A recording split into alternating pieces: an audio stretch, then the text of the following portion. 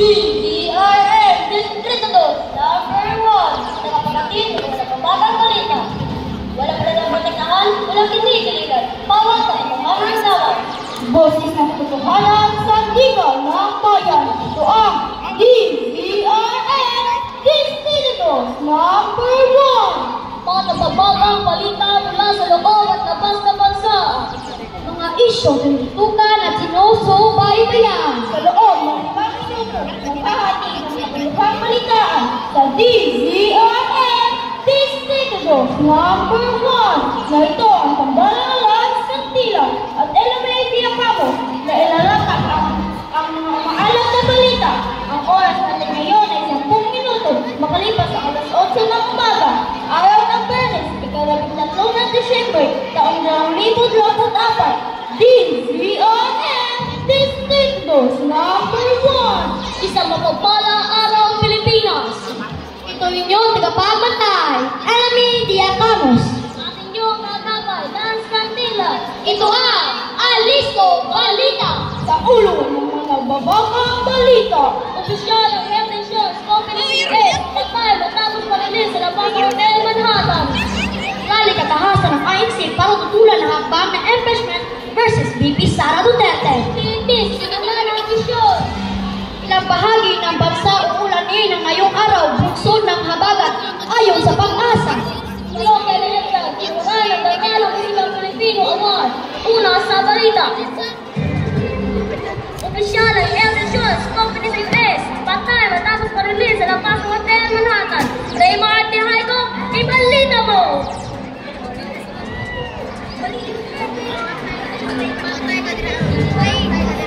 Rally kakahasan ng INC para tutulan ng hakbang na impeachment versus VP Sara Duterte.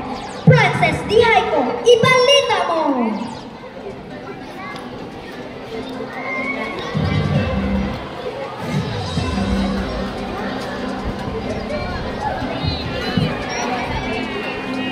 Ngayon, technician ni Cristo ay hindi nagsasagawa ito ng rally.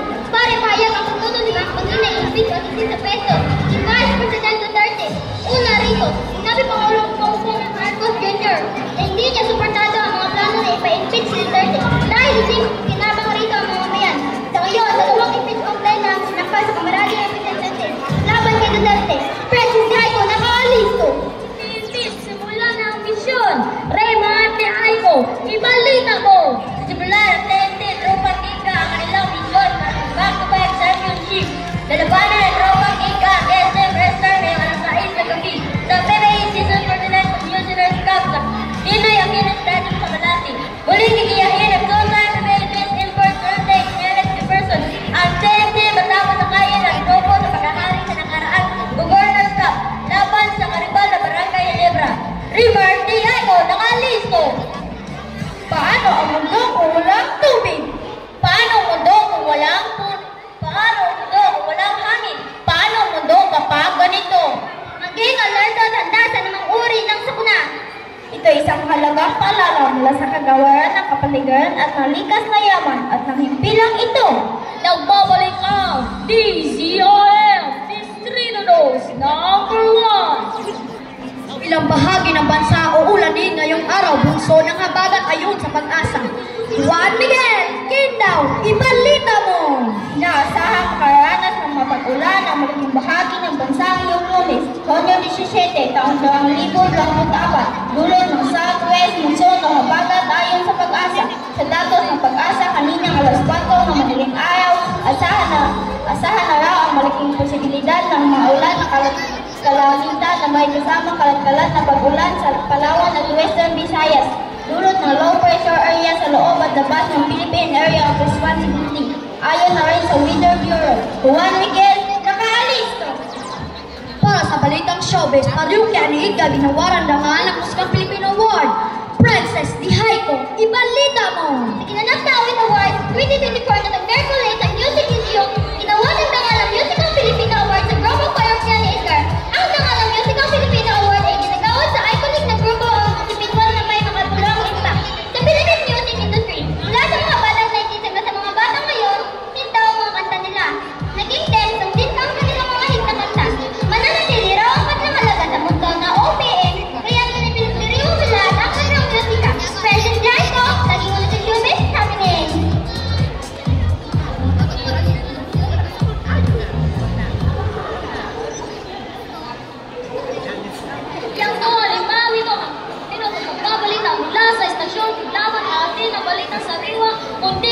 At tumatakakil siyang puso at diwa.